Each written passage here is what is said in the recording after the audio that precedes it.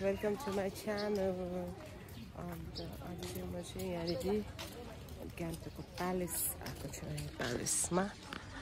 प्यालेसमा आएर भित्र पूजा गरेर अन्त चाहिँ यहाँ फेरि हामी कोरा गर्दैछ। अन्त यो प्यालेस एकदम भेरी ब्युटिफुल छ।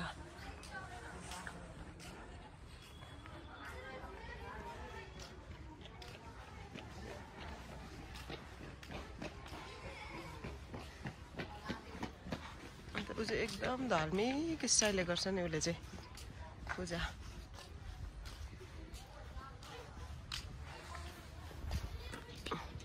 ब्युटिफुल डिकिला पनि आएको छ। अन्त हाम्रो डिकिलाई भन्छ है डिकिला। अन्त हामी चाहिँ अब मेरो सर्ट भ्लग बनाएको यतिको मात्रै। अघि इन्चेको पनि बनाउनुपर्छ कि बनाइन इन्चेमा चाहिँ अब पूजा गर्नुमा बेसी कहाँ भ्लगमा ध्यान गर्नु भन्दा चाहिँ पूजा गर्नुमा चाहिँ ध्यान गरेँ। पूजा गर्नुमा म ध्यान मग्न भइरहेको थिएँ।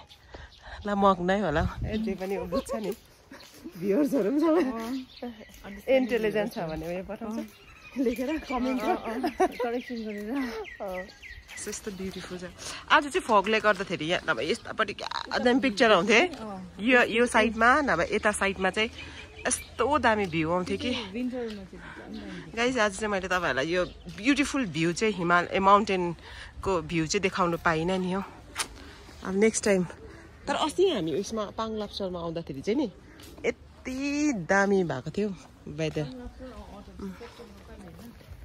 अब कति 3 अब 2 राउन्ड्स भयो। अब यो 3 राउन्ड्स कम्प्लिट कोराको 3 राउन्ड कम्प्लिट भएपछि चाहिँ त्यहाँदेखि चाहिँ जानुपर्छ।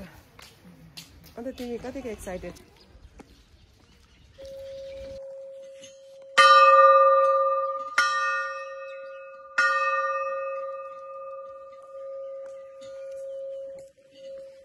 हामी चाहिँ मोनेस्ट्रीबाट प्यालेसबाट आएर चाहिँ यहाँ के भन्छ तसुदी लेक आएको छ फर द लन्च।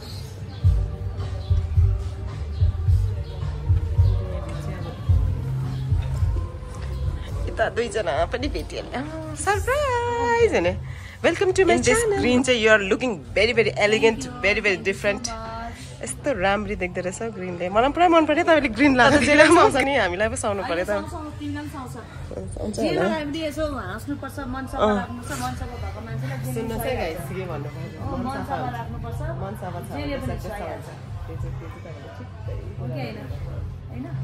तिमीहरूलाई मलाई याद छैन योले मलाई कतिको खिलिरहेको छ भने त तिमीहरूलाई